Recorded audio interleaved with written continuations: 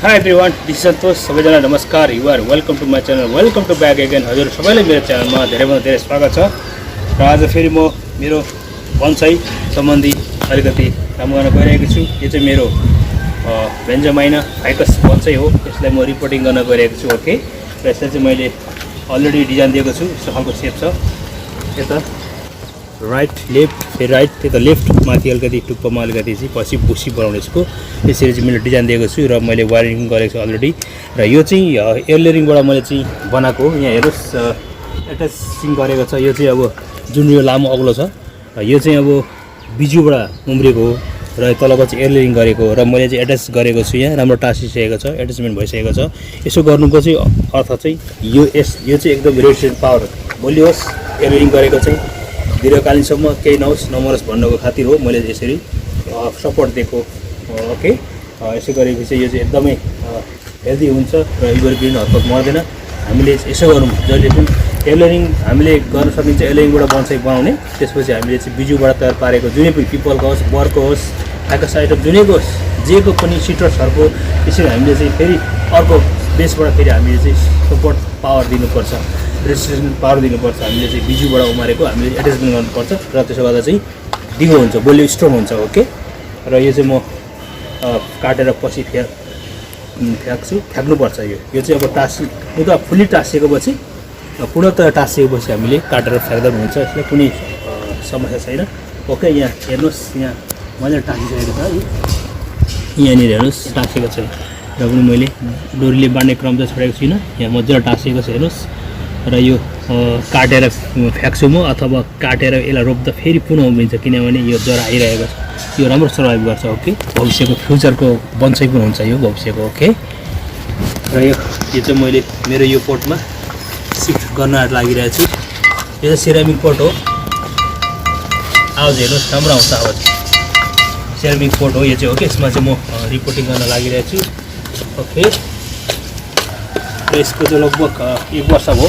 Last year चाहिँ एयरलेयरिङ गरेको थिएँ. बन्साइकै हो. ओके. लामो अलिक हाइट थियो र त्यसलाई छोटाउने क्रममा मैले चाहिँ अलिकति यसलाई एयरलेयरिङ गरेर मैले चाहिँ बनाएको थिएँ. तर यसबाट एयरलेयरिङ गरेको थिएँ तर जरा चाहिँ आएन, सक्सेसफुल भएन किनभने कुट टाइममा पऱ्यो. र हामीले जहिले पनि एयरलेयरिङ गर्दाखेरि जेठ 10-15देखि गर्ने. ओके. असार साउनभित्र गर्ने, वर्षको भदौमा नगर्ने हामीले किनभने भदौमा मर्छ. एयरलेयरिङ गरेको सफल हुँदैन किनभने तापक्रम अति हुन्छ. धेरै तातो भएपछि त्यो प्लास्टिकभित्र हुन्छ गुम्सिएर त्यो जराहरू चाहिँ ह्युमिडिटीले गर्दाखेरि कुहिन्छ. त्यसले गर्दाखेरि सक्सेसफुल हुँदैन. एयरलेयरिङ चाहिँ भदौमा हामी नगरौँ, वर्षकै असार साउनमा गरौँ एयरलेयरिङ. ओके. त्यो चाहिँ एकदम 100% सफल हुन्छ, सर्छ एयरलेयरिङ चाहिँ. ओके.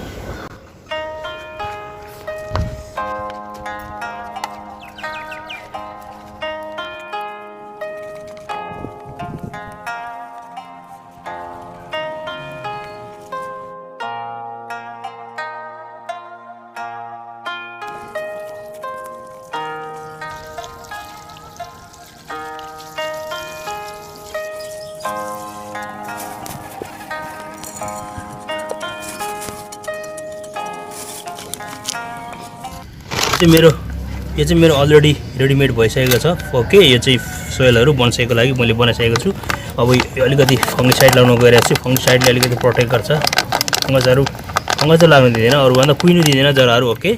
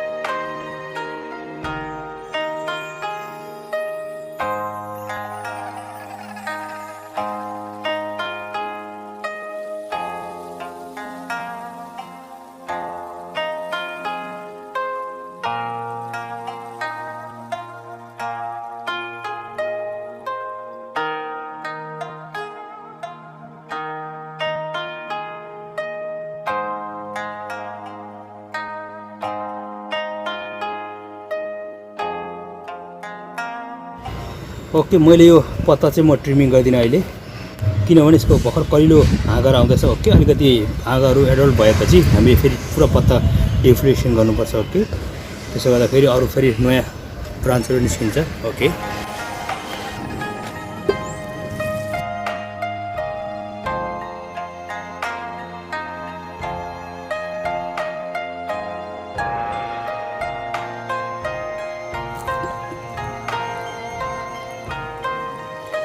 ओके देन मेरो यो बन्साई बनाउने प्रक्रिया, बन्साई बनाउने मेथड भिडियो चाहिँ कस्तो लाग्यो हजुरहरूलाई होइन। मैले चाहिँ तपाईँले भनिहालेँ एयर लेयरिङ गरेको थियो, त्यसमा अर्को यो सपोर्ट दिएको छु मैले, देखाइले तपाईँलाई काटेर पनि फ्याँकेँ मैले, जुन चाहिँ बिजुबाट तयार पारिएको बेर्ना, त्यसलाई एट्याचमेन्ट गरेँ, थप स्ट्रङ रेजिस्ट्रेसन पावर होस् भनेर बन्साई एयर लेयरिङ गरेको प्लान्ट चाहिँ नम्बर्स भनेर। ओके, र तपाईँलाई यो भिडियो कस्तो लाग्यो, यदि मन पऱ्यो भने प्लिज मेरो च्यानललाई धेरैभन्दा धेरै साथ सपोर्ट र धेरै माया गरिदिनु होला।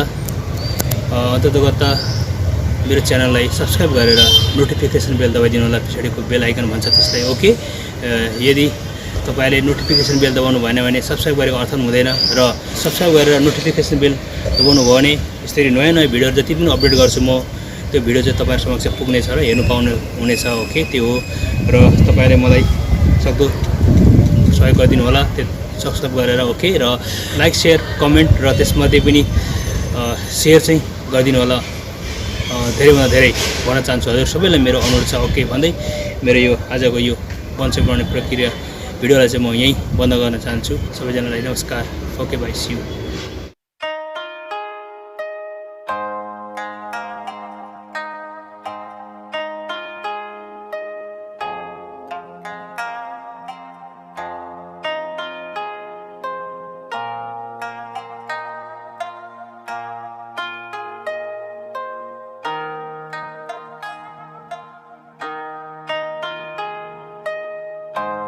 Thanks for watching this video. If you like this video, please don't forget to like, share and comment. And finally, please subscribe my channel, hit the bell icon. Thank you so much.